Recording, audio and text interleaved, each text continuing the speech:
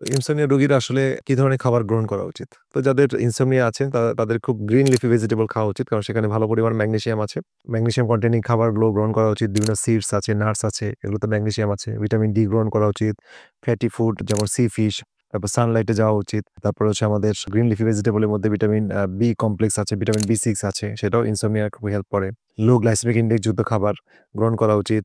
যেমন rolled oats হতে পারে, ডেকে চাল লাল চাল হতে পারে, ব্লাক রাইস হতে পারে, বিভিন্ন বাদাম হতে পারে, ডাল হতে পারে এবং আমাদের রেজিস্ট্যান্স স্টার্চ হতে পারে। যেটা ফ্রিজে রেখে স্টার্চ গুলোকে মানে ভাত, আলুকে যদি ফ্রিজে রেখে আর তারপরে আমি পরে গরম করে খাই, সেটা কিন্তু অনেকটা কমপ্লেক্স কার্বোহাইড্রেট বা রেজিস্ট্যান্স স্টার্চে পরিণত হয় যেটা স্লোলি গ্লুকোজ রিলিজ করে। সেটা কিন্তু ইনসোমনিয়া রোগীদের জন্য একটা ভালো কাজ করে। এছাড়া বিভিন্ন সাপ্লিমেন্টের মধ্যে ম্যাগনেসিয়াম গ্লাইসিনেট খুব বেশি ব্যবহার করা হয় বা প্রয়োজন হয়। ভিটামিন ডি খুব দরকার, ভিটামিন বি6 খুব দরকার।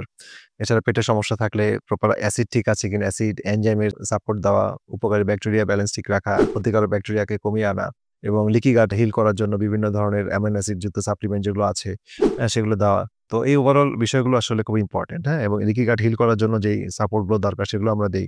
এছাড়া phosphatidylserine, ashwagandha, short chain fatty acid এছাড়া এবং ডিএইচএ, হ্যাঁ? সাপ্লিমেন্ট এগুলো কিন্তু খুবই ইম্পোর্টেন্ট ইনসোমনিয়া ট্রিটমেন্ট করার জন্য।